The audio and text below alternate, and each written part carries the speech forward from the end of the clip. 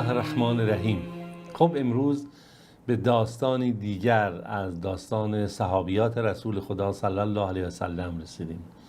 صحابیه‌ای که دختر رسول خدا، صحابیه‌ای که سید نساء اهل جنه هست، کسی که پیامبر خدا صلی الله علیه و سلم به ایشون فرمود فاطمه آیا دوست داری تو سرور زنان بهشت باشی؟ و در جای دیگه اومده در روایت دیگه ای که فرشته ای اومد به پیامبر گفت من بشارت داده شده که فاطمه سرور زنان بهشت هست. بله، داستان این جلسه ما داستان فاطمه دختر رسول خدا صلی الله علیه و سلم هست. بله، این نکته ایه که علما این چنین میگن مدیح آل نبی اندی خیر من اللهو و من التجاره. من از این که از خاندان پیامبر بخوام تعریف بکنم، تمجید بکنم، برای من بهتر است از این که بخوام وارد سرگرمی های بیهوده بشم یا به دنبال تجارت برم. نشون دهنده این فضایل هست. بله، دیدار امروز ما با یکی از خاندان پیامبر خدا صلی الله علیه و سلم هست، سرور زنان جهان هست. در روایت اومده سرور زنان زمان خودش هست، کسی که پاره تن پیامبر هست، کسی که همراه رسول خدا صلی الله علیه و سلم هست، کسی که پیامبر بهش لقب ام ابیها داد.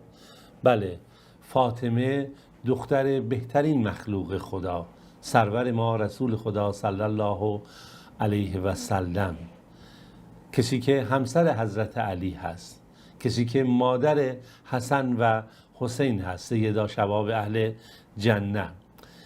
حضرت فاطمه در مکه به دنیا اومد در زمانی که قریش میخواست کعبه رو تجدید بنا بکنه، 5 سال قبل از بعثت پیامبر خدا صلی الله علیه و سلم، که به پیامبر خبر دادن که فاطمه به دنیا اومده. پیامبر خدا خیلی خوشحال شد و کوچکترین دختر پیامبر خدا بود حضرت فاطمه، و با توجه به شرایطی که هم وجود داشت در اون موقع، ایشون رو دیگه برای شیر دادن برای به نزد دایه نفرستادن و مادر ایشون ام المؤمنین خدیجه رضی الله عنها ایشون رو شیر داد. پس فاطمه در خانه پاکی و طهارت رشد پیدا کرد زیر نظر پدر و مادر خودش و از اون چشمه صاف نبوت تونست بهره مند بشه و خردسال بود، 5 سال 6 سال بیشتر عمرش نبود که از موهبت رسالت خدا صلی الله علیه و سلم بهره مند شد و تونست اون هم بار دعوت الهی رو به دوش بکشه. ما قبل از اینکه بخوایم صفحاتی رو بپردازیم به زندگی حضرت فاطمه زهرا رضی الله عنها، یه لحظه نگاه بکنیم که ایشون واقعا دارای چه شرافت و منزلت‌ها و مقام‌هایی هست. همونجوری که ما در سلسله درس‌های سیمای صحابه در مورد صحابیات تا به حال توی این چندین جلسه گذشته اشاره کردیم. بله، پدر ایشون سرور فرزندان آدم علیه السلام حساب میشه، رحمت للعالمین هست. خدا پیامبر چی میگه؟ و ما ارسلناک الا رحمتا للعالمین. پدر ایشون آخرین پیامبر روی زمین هست، محمد صلی الله علیه و سلم. مادر ایشون که مادر ایشون هم سرور زنان جهان هست، اولین شخصیه که اسلام رو بعد از اینکه پیامبر صلی الله علیه و سلم علنی کرد و دعوت رو آغاز کرد، اسلام رو پذیرفت. ایشون ام المؤمنین مادرمون خدیجه رضی الله عنها هستش. خب فاطمه جدا از همه اینها خود ایشون سرور زنان زمان خودش هست و برترین دختر از دختران نبی کریم صلی الله علیه و سلم هست. همسر ایشون که حضرت علی رضی الله عنه که امیر مؤمنان هست و پسرعموی پیامبر هست و اولین پسری است که ایمان میاره، یا به عبارتی اولین نوجوانی است که ایمان رو میپذیره. و فرزندان ایشون که فرزندان ایشون سیدا شباب اهل جنت هستن، سروران اهل بهشت، دوتایی که ریحانه رسول خدا صلی الله علیه و سلم هستن، حسن و حسین. اصطلاحی که پیامبر در مورد حسن و حسین رضی الله عنهما برشمرده. عموی ایشون که سید الشهدا، شیر خداوند، شیر پیامبر، حمزه حمزه ابن عبدالمطلب رضی الله عنه هستش. عموی دیگر ایشون که بزرگ بنی هاشم هست، کسی که اهل بخشندگی بود، اهل حمایت از دیگران بود، در سختی گرسنگان رو سیر میکرد، برهنگان رو لباس میپوشون، بله عباس ابن عبدالمطلب هست. خب از این طرف باز پسرعموی دیگه ایشون که جعفر ابن ابی طالب هست، جعفر طیار، کسی که پرچم مجاهدان در دستشونه و شهید مجاهدان هست. همینها دیگه شما بذارید کنار هم دیگه. البته من قبلا هم گفتم در فضائل صحابی یا صحابیه ما داریم صحبت میکنیم، یک فردی از یاران رسول خدا از مردان و زنان، همین که اینها اسلام رو پذیرفتن در اون عصر کنار رسول خدا صلی الله علیه و بودن کافی بود. اما خب منزلت ها و مقام ها فرق میکنه و این هستش که از همه اینا که بگذاریم کنار، پیامبر به ایشون کنیه ام ابیها داده بود به خاطر اینکه این محبتی که پیامبر به ایشون داشت. در هر صورت از همون زمانی که وحی بر پیامبر خدا صلی الله علیه و سلم نازل شد، اولین شخصی که ایمان آورد ام المؤمنین خدیجه رضی الله عنها هست از بین زنان و صادقانه ایمان آورد با تمام وجود، با تمام روحیه و ضمیر درون خودش. همچنین دختران ایشون، دختران پاک ایشون هم همه ایمان آوردن. 4 دختر داشت، زینب، رقیه، ام الکلثوم و فاطمه. و میشه گفت همون گونه که خدیجه جزو تلیه اولین افرادی است که اسلام آورده، دختران ایشون هم جزو اولین کسانی هستند که ایمان آوردن. ابن اسحاق رحمه الله نقل میکنه، میگه از مادر ما ام المؤمنین عایشه که ایشون فرمود لما اکرم الله نبیه بالنبوه، زمانی که خداوند پیامبر خودش محمد صلی الله علیه و سلم رو به نبوت برگزید، گرامی داشت، اسلمت خدیجه و بناته، خدیجه و دخترانش ایمان آوردن. بر اساس این روایت ام المؤمنین عایشه، پس حضرت فاطمه هم جزو اولین کسانی است که به پیامبر خدا ایمان آورده، سابقین اولین. و ما میبینیم که پس دختران رسول خدا صلی الله علیه و سلم در تلیعه اولین طلایه داران مسلمانان هستند در میدان دعوت اسلامی، در میدان مقاومت دینی و کسانی هستند که خب که پیام پدر خودشون رو هم تایید میکنن.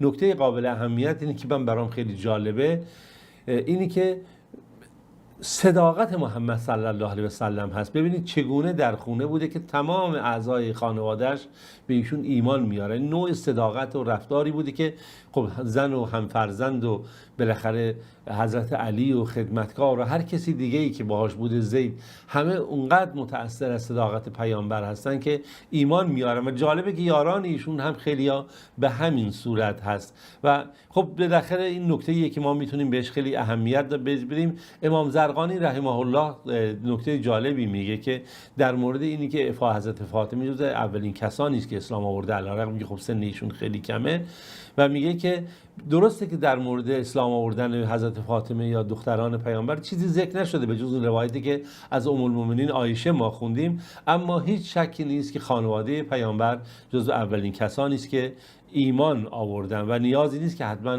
ما دنبال متنی و سندی بخوایم بگردیم که در این مورد اشاره شده. این یک واقعیت عینی هست که ما در اون جریان میبینیم، چرا که خانواده پیامبر خدا صلی الله علیه و سلم خانواده است که بر فطرت و فضیلت دینی شکل گرفتن. اما خب رسول خدا صلی الله علیه و سلم دعوت و تبلیغ خودش رو آغاز کرده در زمانی که قریشیان و دشمنان اسلام، به عبارتی دشمنان بشریت، سران شرک، سران خرافات، سران ثروت، سران رفاه، سران فساد در اونجا بودن.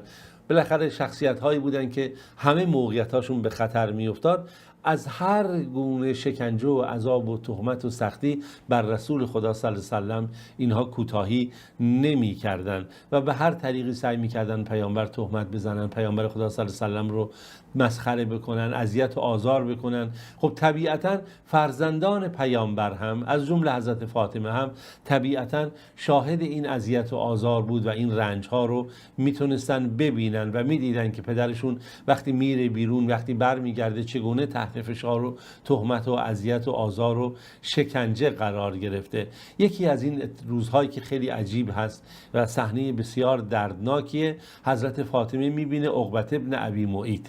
عقبه ابن ابی معیط که یکی از سران قریش و گردن کلفتانشون، افراد بدرفتار و بدکردارشون هستش که چه برخوردی با پیامبر میکنه، برخوردی که هرگز حضرت فاطمه از خاطره خودش فراموش نکرد. این فرد فاسق و پلید و ستمگر که در حالی که در حلقه قریشیان نشسته در یک جلسه و پیامبر خدا صلی الله علیه و سلم در حال عبادت و در سجده هست، یکی از این قریشیان میگه کی پا میشه که بره مثلا اون کثافت ها و آشغال هایی که معمولا بعد از زایمان یک شتر ماده فرزندی میزاد یا گوسفندها که بالاخره اونجا افتاده بوده، محیط باز بوده دیگه، اونطور نبوده که گوسفند و شتر اینا می اومدن میرفتن در اون زمان، در اون بالاخره محیط مکه و در اون اطراف و در اون قسمت ها.